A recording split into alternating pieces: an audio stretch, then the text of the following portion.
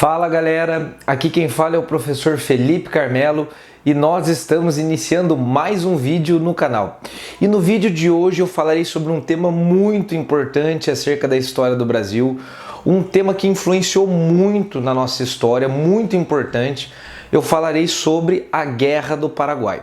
Mas antes de iniciar o vídeo, peço para que você que está aí me assistindo, deixe um like no vídeo, compartilhe com os amigos, se inscreva no canal se ainda não estiver inscrito, porque o tema é muito interessante e aqui no canal sempre há vídeos acerca da história do Brasil, acerca da história geral, voltados tanto para você que vai prestar vestibular, concurso ou para só quem gosta de história mesmo.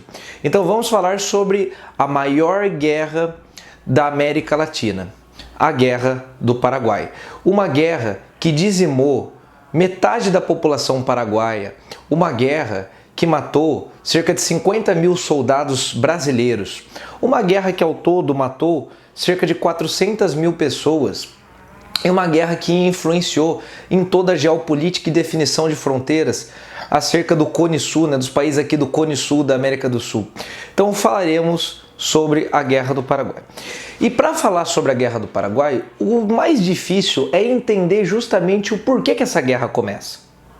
Esse é o ponto principal. Porque a Guerra do Paraguai, ao longo dos anos, ela foi tema de disputas, de correntes historiográficas, de versões historiográficas, de manipulação histórica, de exaltação de mitos e figuras históricas, de heróis. O próprio nome Guerra do Paraguai é como a guerra é conhecida aqui no Brasil. Mas se você for para o Paraguai, por exemplo, lá ela é conhecida, e não só no Paraguai, mas nos países da América Espanhola como um todo, é conhecida como Guerra da Tríplice Aliança. Aqui no Brasil, chamar essa guerra, chamar esse conflito de Guerra do Paraguai já é um posicionamento. Porque ao longo de muitos anos se culpou somente o Paraguai por esse conflito. Então, Guerra do Paraguai já está querendo passar a mensagem de que a guerra foi causada somente pelo Paraguai. Agora, vamos pensar um pouquinho nesse conflito. A Guerra do Paraguai, gente, logo, digamos, aqui no Brasil, logo depois que essa guerra terminou e ao longo de muitos anos, ao longo do final do século XIX e décadas iniciais do século XX, a versão tradicional que era contada, que era narrada e que era ensinada aqui no Brasil, falava o seguinte, que a Guerra do Paraguai teria sido culpa somente do ditador Solano Lopes e sua loucura, sua loucura expansionista de querer dominar toda a América Latina, e isso teria causado a guerra. Essa versão de que a guerra teria sido causada somente pela loucura do ditador Solano Lopes era também uma versão que exaltava o exército brasileiro. E não podemos esquecer que ao longo do século XX aconteceram alguns golpes militares na nossa república. E geralmente quando isso acontecia, seja na era Vargas, seja na verdade isso a partir de 1930, ou seja na década de 60, a versão militar era a versão justamente que exaltava algumas figuras do exército brasileiro, como o Duque de Caxias, como Osório, como o comandante Tamandaré, e colocava toda a culpa no Paraguai. Então essa versão foi passada ao longo de muitas décadas. Depois, já na década de 60 e também de 70, surgiu uma versão na esquerda aqui da América Latina, uma versão mais ligada ao marxismo, ao materialismo histórico, que colocava a Guerra do Paraguai como uma consequência do imperialismo britânico, como a Inglaterra querendo atacar o Paraguai, que era uma nação que estava se desenvolvendo e que não se submetia à Inglaterra. Então a Inglaterra teria convencido o Brasil e a Argentina, através do seu imperialismo, da sua influência, a atacar o Paraguai, essa jovem e promissora nação. Essa versão também pouco nos ajuda, E lá no Paraguai, há também uma versão, até os dias de hoje, que exalta Solano Lopes e coloca toda a culpa no Brasil, principalmente, que é visto como uma potência imperialista naquele contexto que covardemente atacou o Paraguai. Então vocês percebam que essas três versões que eu acabei de citar são versões que tentam legitimar algum tipo de governo, que tentam legitimar alguma versão, mas elas poucos nos ajudam a entender de fato esse conflito. Agora, as pesquisas mais recentes pautadas em documentos, principalmente através do historiador da UNB, Francisco Doratioto, nos apresentam um contexto muito mais complexo para compreender a Guerra do Paraguai. E é essa versão que eu vou trabalhar aqui com vocês, claro, de maneira resumida, né? Para isso eu teria que ler o livro Maldita Guerra do Francisco Doratioto. Mas vamos tentar aqui resumir para vocês, né, o que levou a esse conflito. Basicamente, gente, entenda uma coisa. As causas, na verdade, né, que levaram ao conflito da Guerra do Paraguai são complexas, tá? Mas eu posso dizer para vocês que foram os processos regionais, conflitos regionais entre Brasil, Uruguai, Argentina, Paraguai, que levaram a esse conflito. Nós não podemos esquecer que estamos falando de um século XIX no qual a América Espanhola tinha acabado de se tornar independente, os países da América Espanhola, e ainda havia muitas disputas internas entre esses países. Estamos falando num contexto que o Brasil também não tinha suas fronteiras consolidadas ainda. Então, para entender o conflito conhecido como Guerra do Paraguai, precisamos entender alguns desses interesses dessas nações, né, desses interesses regionais. Por quê? Paraguai, Uruguai, Brasil e Argentina estavam em processos de consolidação do Estado-nação, consolidação das suas fronteiras. E é nesse ponto que nós precisamos focar para entender esse conflito. Então vou passar aqui para vocês um pouquinho do que estava acontecendo na Argentina, no Uruguai, no Brasil, no Paraguai, nesse contexto, né? Então vamos começar com a Argentina.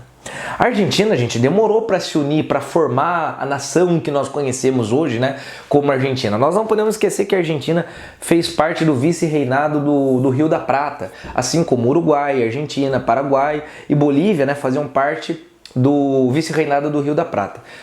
E é o seguinte, quando acontece a independência da América Espanhola e o vice-reinado também conquista sua independência, o vice-reinado não se manteve unido.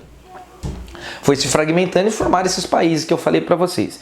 E a Argentina, gente, a cidade mais importante da região ali da Argentina era Buenos Aires, que era a antiga capital do vice-reinado da Prata. Tá? Só que o pessoal ali de Buenos Aires era comandado por comerciantes muito ricos que controlavam ali a saída, né, o escoamento de mercadorias através do Rio da Prata e que tinha conexão com o mar, né? Então, esses comerciantes de Buenos Aires defendiam uma união do antigo vice-reinado da Prata. Não conseguiram. E o Paraguai foi uma das regiões que não se manteve submissa a esses comerciantes de Buenos Aires. Então entendo, já há uma rixa aí entre Argentina e Paraguai, vamos falar disso. Tá? Mas entenda uma coisa, ali dentro da Argentina basicamente existiam dois grupos políticos. Os chamados unitários, que era aquele pessoal que defendia uma Argentina unida, forte, que era justamente quem? Os comerciantes de Buenos Aires. Por quê? Porque assim eles conseguiriam controlar o porto de Buenos Aires e a saída para o mar, cobrando impostos e tudo mais, então eles defendiam uma união. E existia o grupo dos federalistas, que eram os latifundiários, os proprietários rurais, que não queriam se tornar submissos aos comerciantes de Buenos Aires. Então guardem aí, existiam os unitários e os federalistas, tá? Quem era o principal nome que representava os unitários? Bartolomé Mitre. Tá? Bartolomé Mitre, que inclusive sobe ao poder no ano de 1862.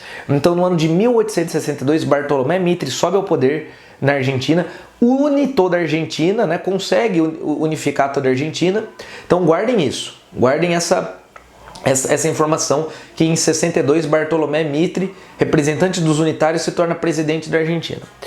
E no Uruguai? No Uruguai também havia uma guerra civil naquele contexto. O Uruguai, gente, vamos lembrar, a província Cisplatina fez parte do Brasil durante um tempo. E em 1828 conquistou sua independência, né, com a ajuda da Inglaterra.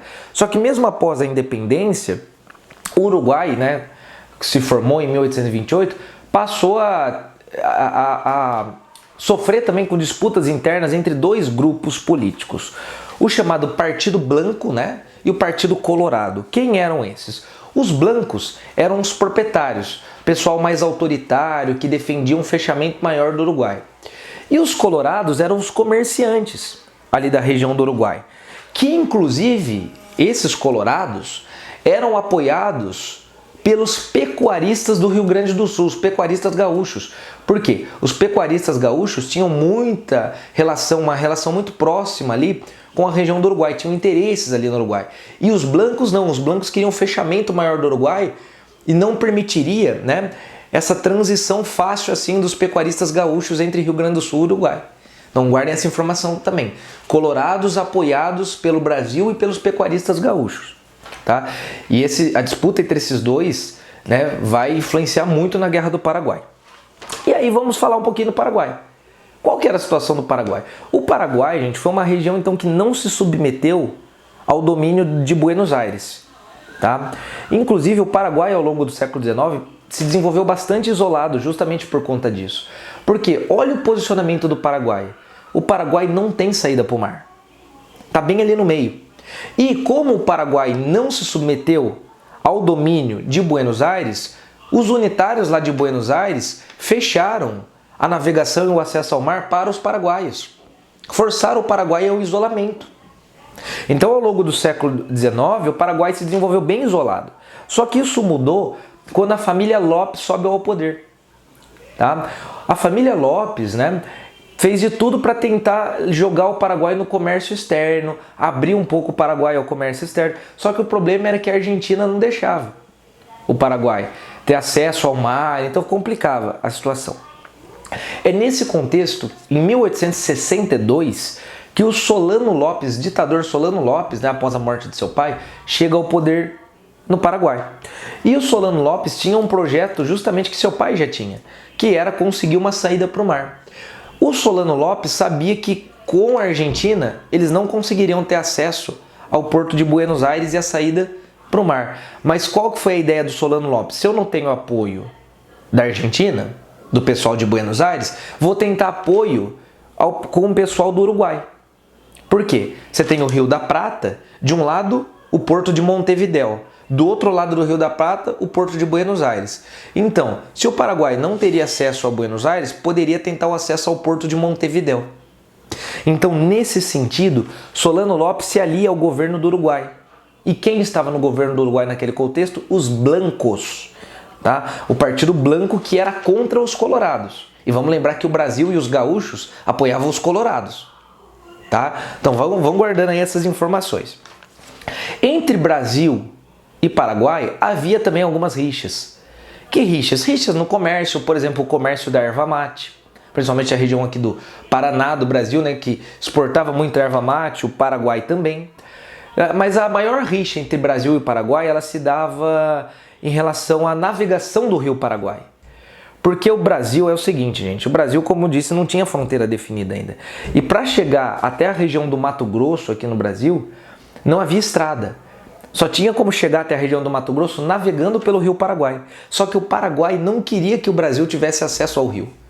Tá? Então havia ali disputas, não havia uma definição entre fronteiras entre Brasil e Paraguai, entre a questão da navegação do rio Paraguai, o Paraguai não queria permitir que o Brasil navegasse também, então havia sim conflito de interesse entre essas duas nações, tá? Bom, então de um lado, vai guardando aí, de um lado nós temos o Brasil aliado aos colorados no Uruguai, e quando o Mitre sobe ao poder na Argentina, o Brasil se alia ao Mitre também. Por quê? Porque o Mitre, juntamente com os colorados do Uruguai, defendiam o livre acesso às navegações, né? E claro, e o controle do Porto de Buenos Aires. O Paraguai, do Solano Lopes, se aliou aos blancos. Por quê? Solano Lopes queria auxiliar os blancos, a manutenção dos blancos no poder do Uruguai, e os blancos permitiriam o acesso de Solano Lopes ao Porto de Montevidéu. Então, aí nós temos, resumidamente, alguns dos conflitos. Pode ver que é uma bagunça o que está acontecendo aqui na América do Sul nesse contexto. E aí começam os problemas. Por quê? O Brasil vai começar a intervir militarmente em países da América do Sul. Então, o que acontece, gente?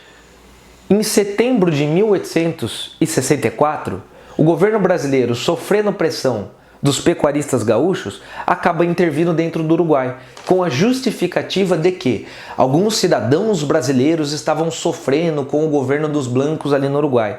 Então o Brasil teria que intervir ali dentro para libertar esses cidadãos brasileiros. Mas na verdade eram interesses econômicos que estavam por trás. O governo do Brasil naquela época, eram os liberais que estavam no poder, era um governo que estava recebendo muitas críticas, um governo fraco, considerado fraco. Então precisava mostrar força em algum sentido. E foi lá e interviu militarmente dentro do Uruguai, tirou o Partido Blanco do poder e ajudou a colocar os colorados no poder, representados pelo Venâncio Flores. Tá? Então, em 1864, sobe ao poder no Uruguai, do Partido Colorado, o Venâncio Flores. Só que é aquilo, né, gente? Os blancos tinham chegado ao poder no Uruguai de maneira constitucional. Então, o Brasil foi lá, interviu e tirou um governo constitucional do poder. E mais, o governo que foi tirado do poder era aliado do Solano Lopes, o ditador do Paraguai. Então, para retaliar isso, e com medo, né, do isolamento, porque o Solano Lopes pensou, poxa, agora eu não vou ter acesso ao mar mesmo. O Solano Lopes, no dia 11 de novembro, tomou, né, mandou seu exército apreender um navio brasileiro que estava navegando pelo rio Paraguai, o navio Marquês de Olinda. Tá? E aí começa o conflito. Porque o Paraguai toma um navio brasileiro, isso no dia 11 de novembro, né? E no dia 23 de dezembro daquele mesmo ano, as tropas do Paraguai, a mando de Solano Lopes, invadiram a região do Mato Grosso. E aí estava iniciando-se o conflito que duraria 5 anos, terrível conflito. Tá?